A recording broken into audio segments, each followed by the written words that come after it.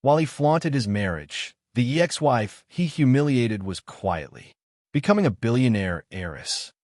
He posted the photo at 9 a.m., a picture of his new wife in a diamond-encrusted gown at a rooftop party in Manhattan, captioned, "Finally found someone who gets it.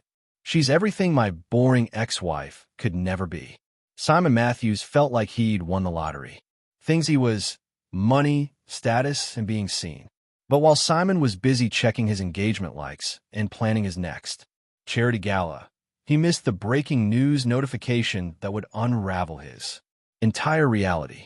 The woman he'd humiliated wasn't struggling to pay rent in some modest apartment. She was sitting in a penthouse, finalizing the acquisition of Simon's entire business empire, and she was about to become his boss. Chapter 1: The Shark and the Guppy. The corner office on the 47th floor smelled like success.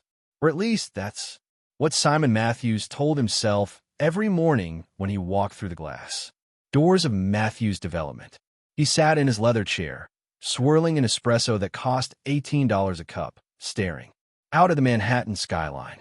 At 36 years old, Simon was handsome in a polished, corporate way, expensive suit, designer watch, the kind of man who knew that appearance was 90% of the game.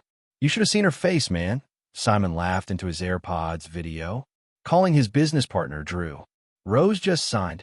No fight, no negotiation. Just those sad eyes and a signature. And the house." Drew's voice crackled through. "She didn't even ask for it. Packed her bags, moved to some studio apartment in Brooklyn. Can you imagine? From our place on the Upper West Side of Brooklyn? It's almost embarrassing." Simon took a sip of espresso and grinned. "I almost felt bad for her. Almost." Drew laughed. "So what's the deal with this new one? Daisy, right?" "Daisy," Simon confirmed, unlocking his phone. "She's everything Rose wasn't. Beautiful, ambitious, gets the game. Last weekend, we had a party at the Mandarin. Oriental, 200 people, live band, a champagne tower that cost more than my first apartment. Daisy wore a dress designed specifically for her by Valentino. She understood the assignment, you know."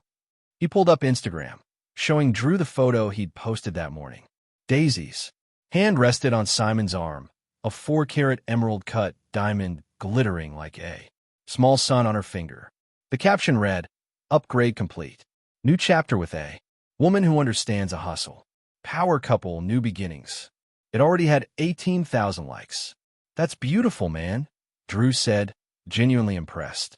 "You're really leveling up." "That's the thing," Simon said, leaning back in his chair. Rose was a guppy. Sweet, reliable, but mediocre. She wanted weekends at bookstores, volunteering at animal shelters, quiet dinners at home. She was suffocating me with her contentment. "I'm a shark, Drew. Sharks don't swim with guppies." "What about her career?" "She was making decent money as a librarian, right?" "Decent," Simon scoffed. "She made enough to get by, but she didn't want more. She didn't understand ambition. Why talk about expanding, about closing bigger deals, about the penthouse I wanted to buy? She'd just smile and say something like, 'We have everything we need, Simon. Everything we need.' Can you imagine being married to someone who doesn't want more?" He checked his reflection in the darkened monitor of his computer. At 36, Simon was still sharp. Sharp jawline, expensive haircut, suit that cost $3,000. He was a senior vice president at one of Manhattan's most prestigious real estate firms, and in his mind, he was untouchable.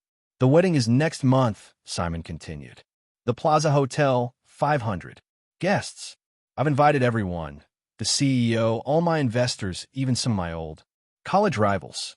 I want them all to see what I've become." "What about Rose?" Drew asked carefully. "Are you inviting her?" "Semantics," Simon waved a hand dismissively. "The point is, I want her to suffer. A little." "Is that bad?" Drew laughed. "It's petty, but honestly, I kind of like it." Simon ended the call and checked his email. A notification popped up from Forbes. Tech heiress Rose Matthews takes over family empire following father's death. He stared at it for a moment, his thumb hovering over the headline. Then he deleted it. He didn't care about old money families. He didn't care about his ex-wife. He cared about his wedding. He cared about showing the world he had arrived. He cared about being remembered. He had no idea that Rose was already about to show him exactly what it meant to be remembered. Chapter 2. The Heiress in Hiding. Across the city, in a penthouse that didn't appear on any real estate website, Rose Matthews stood on a terrace overlooking Central Park and allowed herself a small, knowing smile.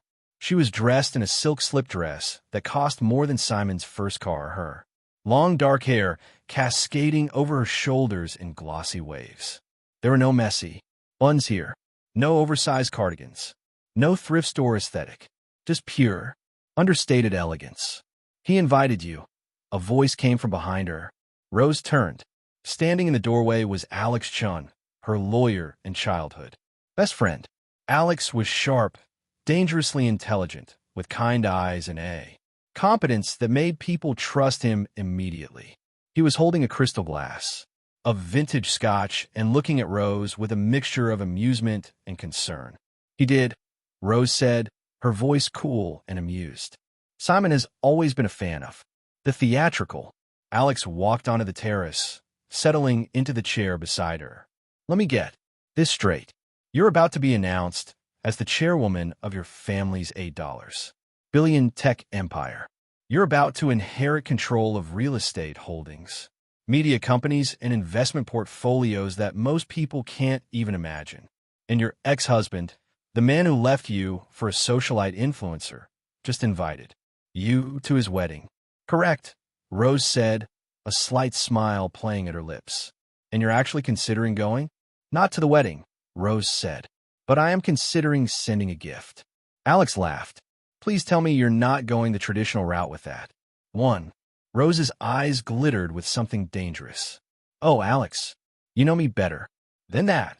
She stood up and walked to the edge of the terrace, looking out at the city. Lights below. Simon spent 6 years with me. 6 years. And in all that time, he never asked about my mother's maiden name. He never wondered why I turned down family dinners or why I refused to use credit cards beyond my librarian salary. He never questioned any of it because he didn't actually see me. He saw a prop. A quiet, reliable, beautiful prop that made him look good.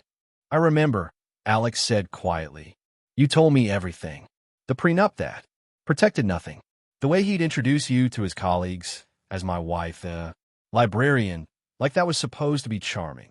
He dumped Rose, that quiet librarian type who wore thrift store clothes and volunteered at animal shelters, for Daisy, beautiful, ambitious, and obsessed with the same. When he started complaining that I wasn't ambitious enough, Rose continued, because I didn't want to attend every gala and charity event because I wanted to read books and volunteer and live a quiet life. That's when I knew he wanted someone who would mirror his ambition, validate his worth, make him feel important. He wanted a trophy, not a wife. Rose turned back to Alex.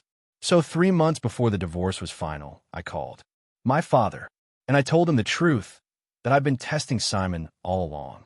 That I want to know if he truly loved me, or if he just wanted access to my family's wealth. Simon smiled, a cold, cruel smile. Already did. I want her to see what she missed out on. I want her to see Daisy in that custom Verawang dress. I want her to see the ice sculpture, the live band, the whole spectacle. I want her to realize that leaving me was the biggest mistake of her life. Didn't you leave her? Drew pointed out. And your father said? Alex prompted, though he already knew this story. He said it was the smartest thing I'd ever done. He said, better to know now than to spend 50 years married to someone who doesn't see you. 2 weeks later, he had a heart attack. And 3 weeks after that, everything was mine. Rose picked up her scotch. The divorce was finalized on September 1st. My father died on September 19th. The estate was transferred to me on September 22nd. Simon missed his billionaire husband status by 21 days. Alex winced. That's brutal. That's karma, Rose corrected, but not the kind I'm going to let happen by chance. She sat back down and pulled out a leather folder from beside her chair. Inside were documents, acquisition agreements, investment portfolios, business plans. Simon's real estate firm has been expanding aggressively for the past year. Rose explained. He's overextended himself, using leverage and borrowed money too. Fund projects that are built on hype and connections, not substance. He's presented false numbers to investors, cut corners on developments, and built his entire empire on a foundation of air. And you want to buy it? Alex asked, though he sensed there was more to the plan. Not just buy it, Rose said. I want to acquire it quietly. And I'm going to. Let him squirm. I'm going to conduct an audit that will reveal every fraudulent practice, every cut corner, every lie he's told. And when the time is right, when he's most exposed, I'm going to expose him. Rose. Alex started, concern in his voice. Not out of revenge, Rose interrupted. Out of necessity. Simon built his empire on appearances and ego. The only way he'll ever understand what he actually had, what he threw away, is to watch his carefully constructed illusion crumble. And then he'll know, truly know, that the person he called boring was actually the only real thing in his life. Alex set down his scotch. The wedding is when? October 14th, Rose said, at Oak Castle Estate on Long Island. The same day as the Global Media Summit, where I'm making my first public appearance as the new chairwoman. You can't attend both, Alex said. Rose smiled. Exactly. But I can make sure that when Simon's wedding is happening, everyone in his world is watching me instead. I can make sure he realizes in real time that he married down, worked for someone inferior, and that the woman he called mediocre just became untouchable. That's not a gift, Alex said carefully. That's psychological warfare. No, Rose corrected, her voice soft but steel-edged. That's justice. Simon wanted a story people would remember. I'm just going to give him a better ending than he planned for himself. She stood up and looked out at the city one more time, at the lights, the buildings, the empire that was now hers to command. He's going to lose everything, she said quietly. His job, his reputation, his marriage, his self-image. And he'll deserve every moment of it. Because the only person who ruined Simon Matthews was Simon Matthews. I'm just going to help him. See it clearly. Alex stood beside her, and for a moment, they both looked out at the city in silence. Be careful, Alex finally said. Revenge has a way of consuming the person who seeks it. Simon's office at Matthews Development was in chaos. The plaza says they've double-booked for October 14th. Daisy shrieked into her phone, her voice cutting through Simon's concentration like a knife. I told him. This was non-negotiable. My wedding is non-negotiable. Simon massaged his temples, tried to focus on the spreadsheet in front of him. The numbers weren't adding up. They hadn't been adding up for months. His expansion had been aggressive. Too aggressive. He'd leveraged everything, his savings, his reputation, his investors' faith in his portfolio. He'd told them all the same thing. Trust me. I know this market. The numbers are there. The problem was the numbers weren't really there. They were projected, inflated, based on deals that hadn't closed yet, on properties that hadn't appreciated the way he'd promised, on assumptions that were becoming more fragile by the day. Simon. Daisy stomped into his office, her 5-inch heels clicking against the marble floor. She was stunning. He'd give her that. She wore a white dress that was just slightly too short for a corporate office, and she had the kind of casual entitlement that came from always getting what she wanted. He'd loved that about her once. Now it just exhausted him. The venue situation, she pouted, dropping her Hermes Birkin onto his desk. You said you'd handle it. I did handle it, Simon said, lying. He hadn't handled anything. He'd been too busy trying to keep his business from imploding. No, you didn't. The plaza backed out. Something about a celebrity wedding taking precedence. I don't care about their excuses, Simon. I care about having the wedding of the century. I'll find another venue, Simon said, already pulling up his phone. Something even better. Daisy sat on the edge of his desk, examining her nails with the kind of disinterest that suggested she didn't actually believe him. You'd better. I already told everyone about the plaza. My mother is expecting. His phone rang, interrupting her. Give me 1 second, Simon said, answering. This is Simon. Mr. Matthews, this is fraud prevention from your bank. Simon's stomach tightened. Yes. We've noticed some significant activity on your accounts. A $200,000 charge for a wedding venue, maxed out credit cards on jewelry and vehicle leases, and some concerning debt-to-income ratios. We need to freeze your accounts until we can verify some income streams and discuss your current financial situation. Don't you dare freeze my accounts, Simon said, his voice low and dangerous. I'm a senior vice president. I have deals closing next month. My bonus is substantial.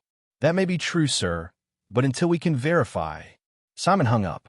Daisy was staring at him. What was that? Banking error, Simon lied, loosening his tie. Happens sometimes. They'll sort it out. But even as he said it, he felt the first real tremor of fear. His house of cards was swaying. Later that afternoon, his secretary buzzed in. Mr. Matthews, there's someone here to see you.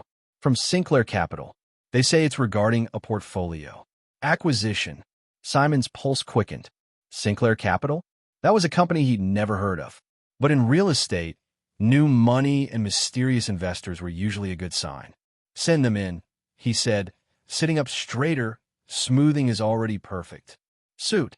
A woman walked in, mid-30s, impeccably dressed, with a kind of calm competence that suggested she'd closed 1,000 deals. Behind her was a man in a three-piece suit who introduced himself as Alex Chun, chief legal counsel for Sinclair Capital. Mr. Matthews, the woman said, extending her hand. I'm Victoria Sterling. I'm here regarding your acquisition of the property development firm on 42nd Street. Simon's blood ran cold. That was one of his deals, one of his biggest deals. One that he'd absolutely lied about in his pitch to investors. Yes, he said carefully. What about it? Sinclair Capital is acquiring the entire project, Victoria said smoothly, including all outstanding debt, all investor agreements, and all management contracts. We'll be taking over effective immediately. You're buying my development? Simon asked, trying to understand. We're buying the development and restructuring the management, Alex explained. You'll be retained as a consultant during the transition period. But the new ownership will be implementing new practices and new ethical standards. There will be an audit of all your practices over the past 5 years. Simon's face went pale. An audit? They couldn't do an audit. An audit would reveal everything. Who authorized this? He managed. The board of directors, Victoria said. I believe you'll be receiving official documentation by end of business today. Thank you for your time, Mr. Matthews. They left as quickly as they'd arrived. Simon sat alone in his office, staring at the Manhattan skyline.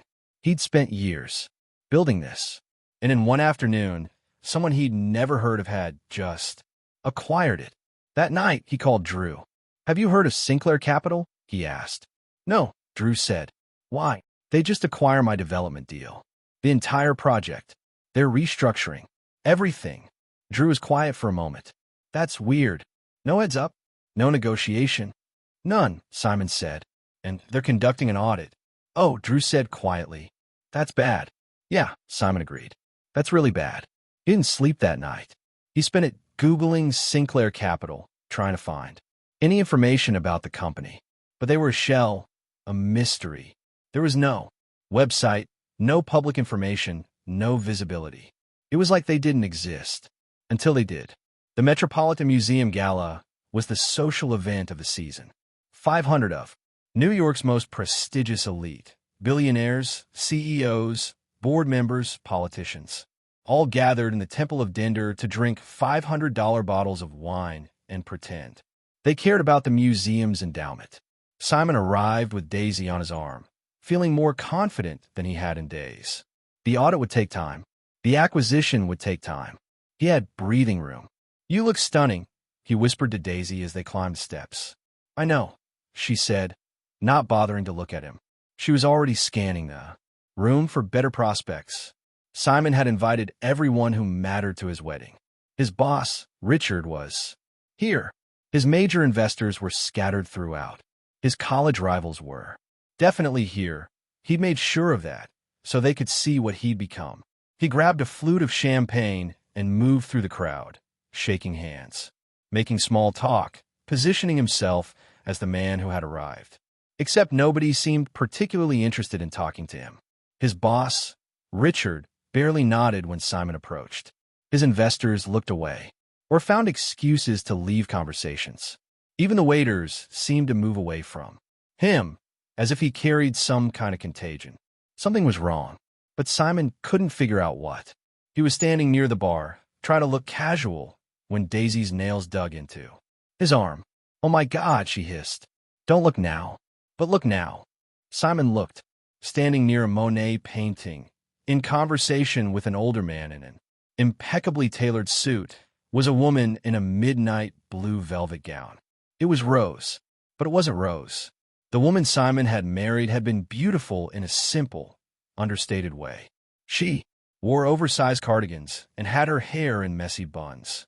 She looked like a librarian because she was a librarian. This woman looked like power. She was stunning, not in the flashy, trying too hard way that Daisy was stunning. She was stunning the way a Monet was stunning, the way the ocean was stunning. She had a presence that made you stop and look, and then made you feel foolish for being so affected by her presence. Her hair was swept back in an elegant chignon.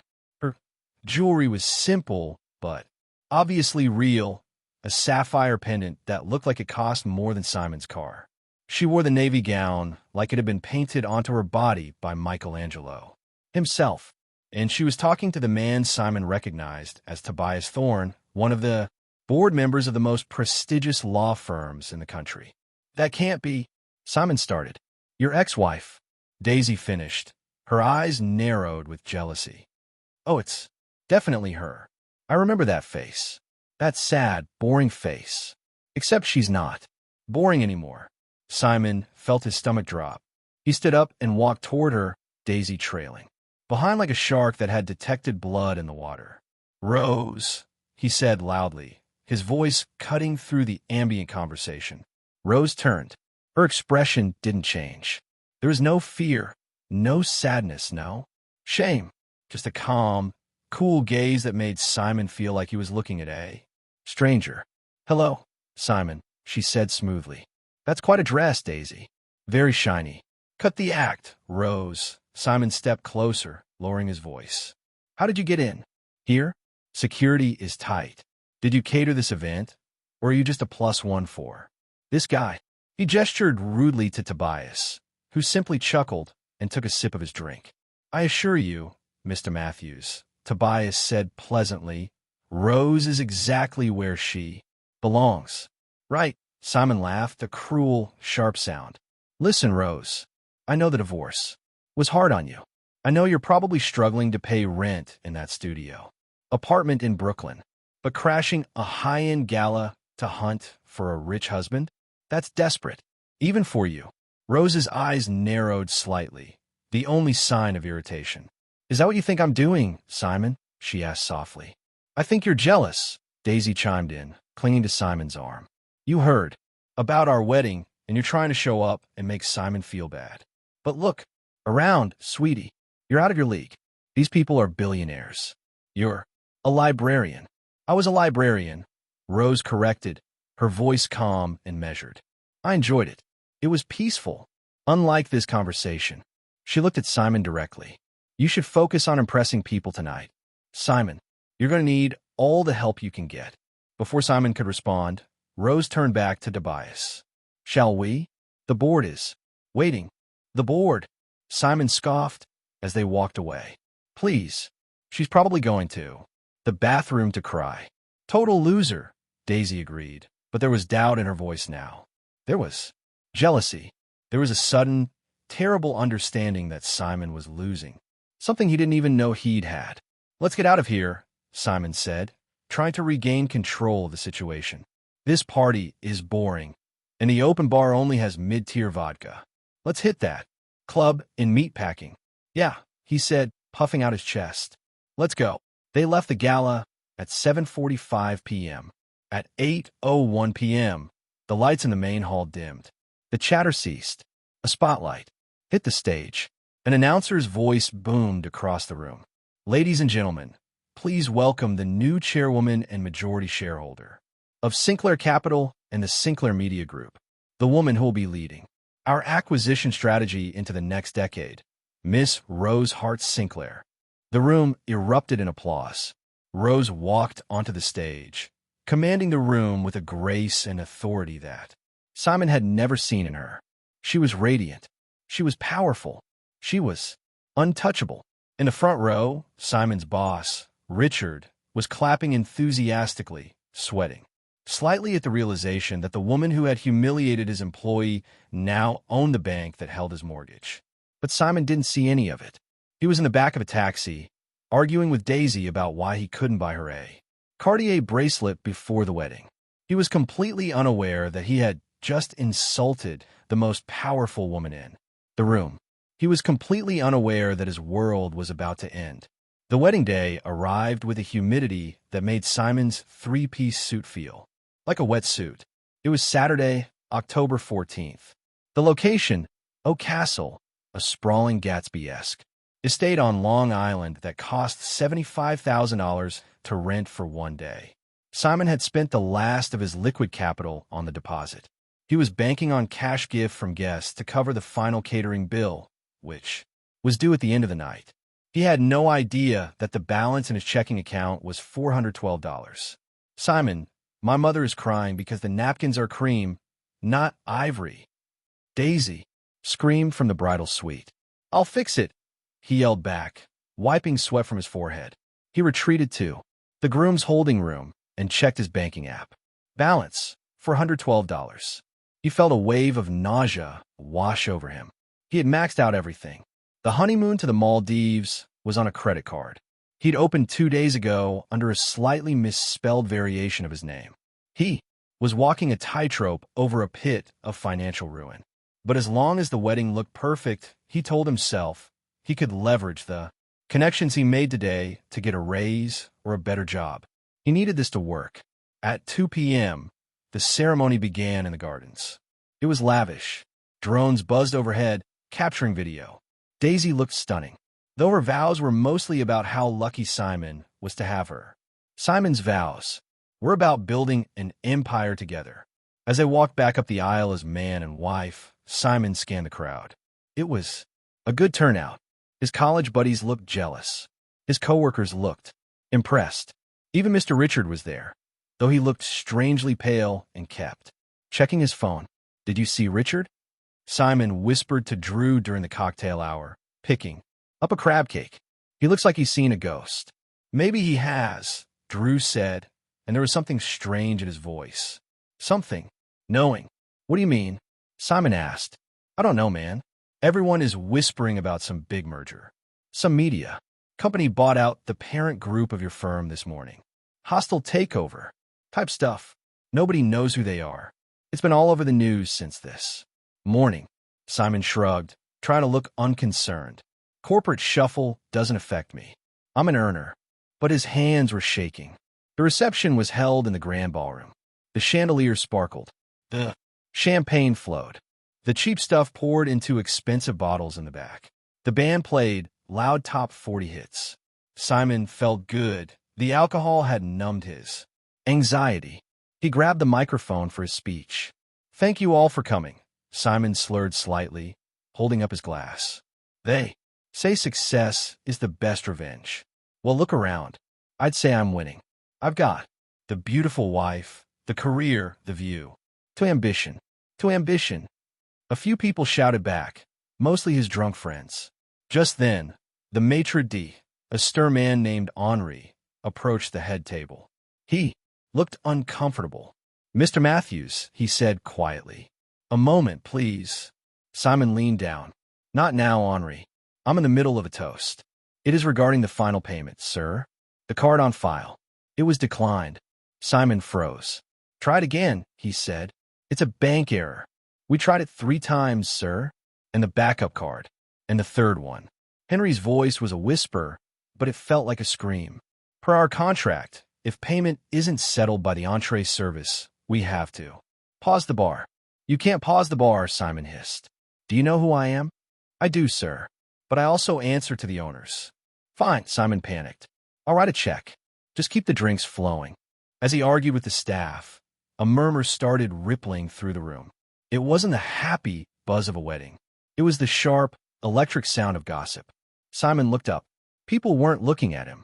They were looking at the massive projection screens set up on either side of the stage. They were supposed to be playing a slideshow of Simon and Daisy's relationship. Photos. But someone had changed the input. Instead of photos of Daisy in a bikini, the screens were displaying a live news feed from CNBC. The volume was off, but the chirons were huge. Breaking news. Sinclair Media Group acquires major development firm. New. Chairwoman Rose Hart Sinclair promises cleaning house of toxic leadership. Simon blinked. He rubbed his eyes. The name on the screen, Rose Hart Sinclair. Wait. Rose. The image changed. It was a pre-recorded interview. Rose was sitting in a power suit, looking directly into the camera. The subtitles ran across the bottom. Interviewer. What is your first move as the head of this new empire? Rose. We need to trim the fat. There is a culture of arrogance in our financial division that I intend to root out immediately. Competence will be rewarded. Ego will be terminated. The room went dead silent. Every eye in the ballroom turned from the screen to Simon. His phone buzzed in his pocket. Then it buzzed again and again. It was a continuous vibration.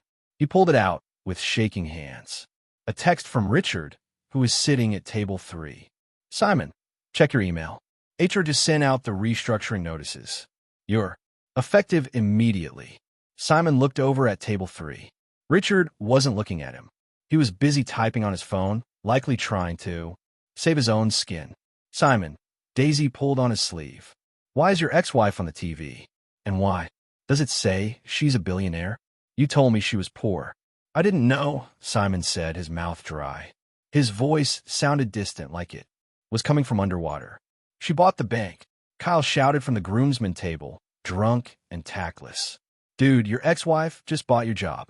A ripple of laughter went through the room. It wasn't friendly laughter. It was the sound of 300 people realizing that the emperor had no clothes. Then Henri, the maitre d', returned. He wasn't whispering anymore. Mr. Matthews, he said loud enough for the head table to hear. I just received a call from corporate ownership. Corporate? Simon stammered. Yes.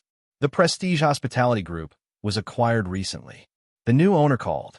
Personally, she wanted to extend a gift. Simon felt a glimmer of hope. Rose still loved him. She was doing this to show off, but she would save him. A gift? He asked. She's covering the bill? No, sir, Henri said, his face stone cold. She instructed us to enforce the contract strictly since the payment was declined. The event is officially over. Security will now escort the guests out. Her full name was Rose Hart. Hart was her maiden name. Sinclair. She was a Sinclair. She was a billionaire. The room was already starting to move. Guests were standing up, grabbing their things. The music had stopped. The lights were being turned up to the harsh cleaning setting. Daisy was sobbing, mascara running down her face. However, Henri paused, pulling a small envelope from his jacket.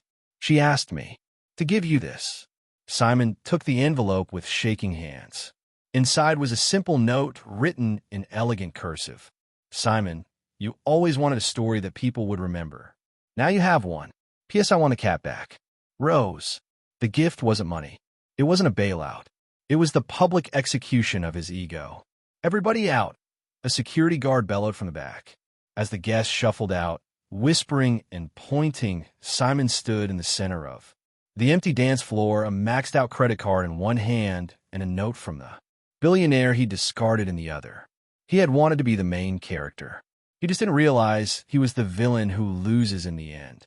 The parking lot of Oak Castle was a chaotic scene of ruined expectations.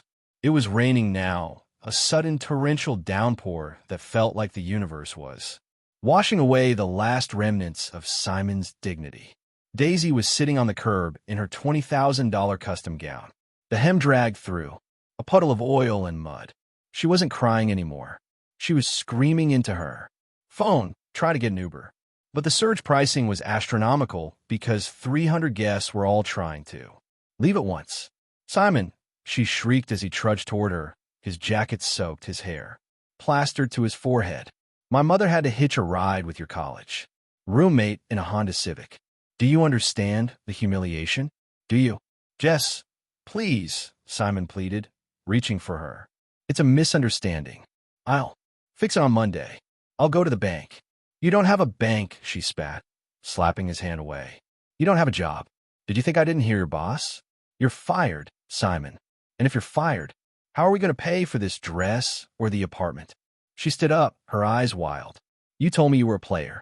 You told me you were going to be a CEO. You're nothing but a fraud in a rented suit. I did this for us, Simon yelled back, his voice cracking. To give you the life you wanted. No, Daisy sneered, pulling off the massive engagement ring. She looked at it for a second, debating whether to keep it. Then she realized something. Is this even real, or is this fake like everything else? It's real. I spent. I don't care, she interrupted. She didn't throw the ring back. She shoved it into her purse. I'm keeping it as compensation for wasting the best year of my youth. A black SUV pulled up. It wasn't for Simon. It was for Daisy. The window rolled down, and to Simon's horror, his best friend Kyle was in the driver's seat. Need a lift, Jess? Kyle asked, not even looking at Simon. Kyle. Simon stared, betrayed. What are you doing? Sorry, man, Kyle shrugged. Business is business, and you're bad for business. Right now. Plus, I've always thought Jess deserved better. Daisy hopped into the car without a backward glance. Simon watched as his wife of 3 hours drove off with his best friend, leaving him standing alone in the rain with a bill for $150,000 that he couldn't pay. The next morning was worse. Simon woke up on the couch of his apartment, the one he had bragged about, the one with a lease that was 3 months overdue. His head was pounding. He reached for his phone, hoping the previous night had been a nightmare. It wasn't. He had 500 new notifications. Someone, probably one of Daisy's influencer friends, had live-streamed the moment. The news broke on the screens. The video showed Simon's face crumbling as Rose's interview played. It showed Henri cutting him off. It showed the guests laughing. Comments flooded in. Imagine dumping a billionaire for a broke influencer. The level of fumble here is historic. She bought his bank. That is queen behavior. I was at this wedding. The cake was dry, just like his bank account. Simon threw the phone across the room. It cracked against the wall. He needed to think. He needed a plan. He was a survivor, right? He was a shark. Sharks kept moving. He showered, put on his only clean suit, and decided to go to his office. Maybe it was a mistake. Maybe he could talk to Richard. Maybe if he just explained that it was a misunderstanding, he could keep his job. The video was trending on TikTok and Twitter under the hashtag #BrokeRoom and hashtag Karma Wedding. He arrived at the glass skyscraper at 9 a.m. He walked to the turnstiles, swiping his badge. Beep beep. Access denied. He tried again. Access denied. Sir. A large security guard stepped forward. Simon recognized him. He had walked past this man every day for 5 years without ever learning his name.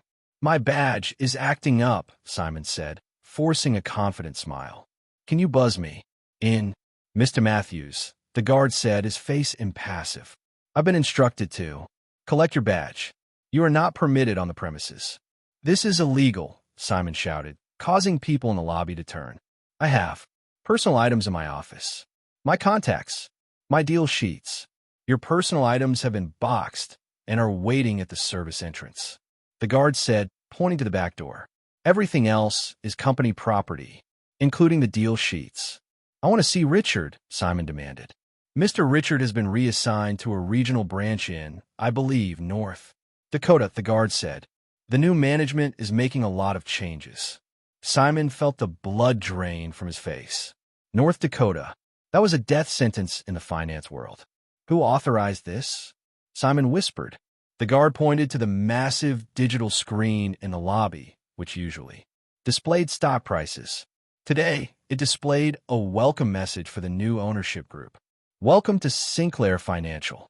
Integrity, vision, accountability. And there, in the corner of the screen, was a photo of the board of directors.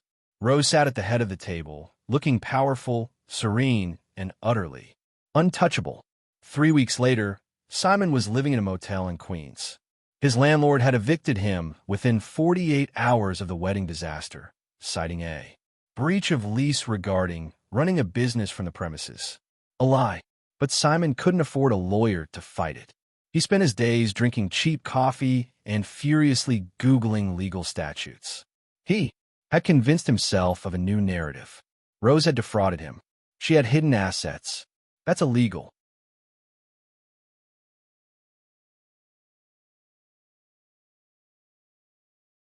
If she was rich when we were married, I'm entitled to half, he ranted to the empty motel room. Alimony. I deserve alimony. It became his obsession. If he could just prove that she had the money while they were together, he could sue her for millions. He could get back on top. He sold his last Rolex to pay for a consultation with a shark of a divorce. Attorney named Saul. Saul's office was above a falafel shop, but he had a reputation for being vicious. So, let me get this straight, Saul said, chewing on a toothpick. You dumped her. You signed the divorce papers uncontested. And now you want to reopen the settlement because you found out she's rich. She lied by omission. Simon slammed his fist on the cheap laminate desk. She pretended to be a librarian. That's fraud. I suffered emotional distress living in poverty with her when we could have been living in a penthouse. Saul looked at Simon with pity. Mr. Matthews, did you ask her for financial disclosure during the divorce? No, Simon scoffed. I thought she had nothing. I wanted a clean break. So, you waived discovery? And did she inherit this money during the marriage? I don't know, Simon admitted. But she's a Sinclair. She must have had a trust fund. I did some digging before you came in, Saul said, sliding a piece of paper across the desk. Rose Hart Sinclair's grandmother, the matriarch, passed away 3 weeks after. Your divorce was finalized. The title and the bulk of the estate transferred to Rose upon that death. Before that, she was living on a librarian's salary by choice, refusing access to the family funds until she was 35 or the matriarch passed. Simon stared at the paper. The dates were mocking him. Divorce finalized, September 1st. Date of inheritance, September 22nd. She played you. Saul chuckled darkly. But legally, she's clean. She didn't have the money when you were married. She got it after you left. You missed the payout by 21 days. 21 days. Simon felt like he couldn't breathe. If he had just waited. If he hadn't been so eager to marry Daisy. If he had just stayed a little longer, he would be the husband of a billionaire. He would be powerful. There has to be something, Simon pleaded. Emotional damages. She embarrassed me publicly at my wedding. You invited her, Saul reminded him. And she didn't say anything untrue. She just played a video. Truth is an absolute defense against defamation. Saul closed the file. Go home, kid. You got beat. The best thing you can do is disappear before she decides to sue you for legal fees. But Simon couldn't let it go. He began stalking her. Not physically. He couldn't get within 5 miles of her security team. But digitally, he watched every interview. He read every article. He saw her at the Met Gala wearing a red dress that looked like liquid fire, walking arm in arm with a man. The man was handsome, distinguished. He was tall with salt and pepper hair and kind eyes. He was holding her hand, his thumb tracing lazy circles on her skin. This was Luc Dubois, a French architect known for restoring historic castles. Simon looked at the half-eaten pizza on his bed. I need to talk to her, he decided. If I can just look her in the eye, I can. Remind her of what we had. She loved me once. She was obsessed with me. I just need 5 minutes. He found out she was speaking at a charity gala for literacy at the public library the following Tuesday. It was a public event technically. Simon spent his last $50 on a haircut. He put on his suit, which was now slightly loose because he had lost weight from stress. He arrived at the library steps. There were paparazzi everywhere. He waited in the crowd, shivering in the cold November wind. Finally, a black limousine pulled up. The crowd cheered. Rose stepped out. She looked radiant, happy, and lighter than she ever had with him. Rose! Simon screamed, pushing through the crowd. Rose. It's me, Simon. The security guards tensed, but Rose paused. Simon squinted at the screen. She turned her head. She saw him. For a second, Simon thought he saw a flicker of emotion. He lunged forward. Rose, please. I made a mistake. We need to talk. Rose didn't move toward him. She simply adjusted her coat, leaned over to her bodyguard, and whispered something. The bodyguard nodded. He walked over to Simon, who was now being held back by a police officer. Mr. Matthews? The bodyguard asked. Yes, tell her I'm here. Tell her I love her.